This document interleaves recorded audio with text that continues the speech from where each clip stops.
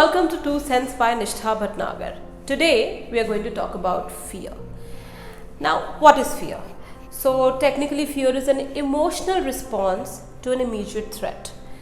That is, if you're faced with an imminent or seeable danger, could be a tiger, could be a vehicle coming at you at a very high speed, could be an established illness, right? We fear these things because we know these things are going to happen. So we ought to truly fear the dangerous things, the things that we know are dangerous, such as, not jumping off heights or, not darting across busy roads or not free falling from a staircase, etc., etc. These are real dangers that most certainly have an ability to cause grave or severe harm or damage.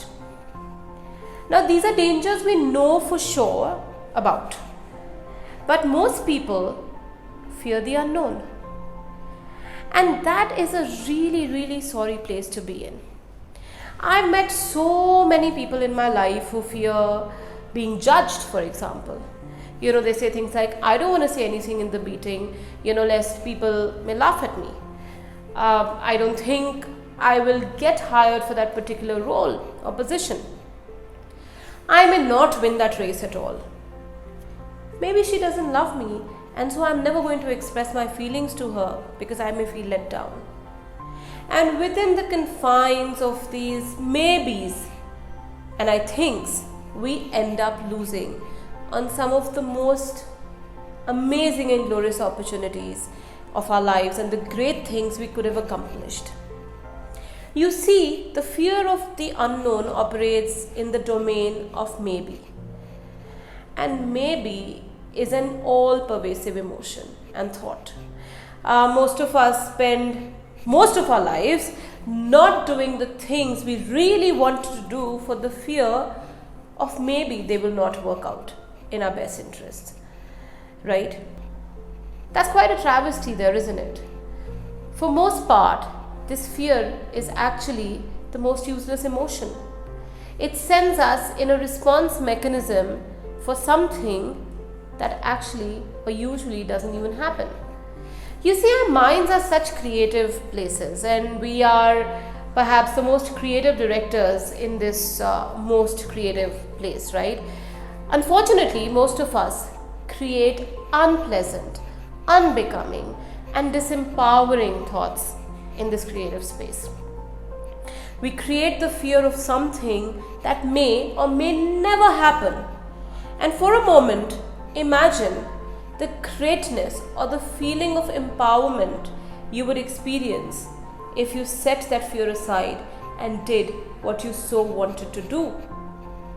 For anything that is a 50-50 chance, why do we not go for the 50 that would give us the happiness or that sense of fulfillment?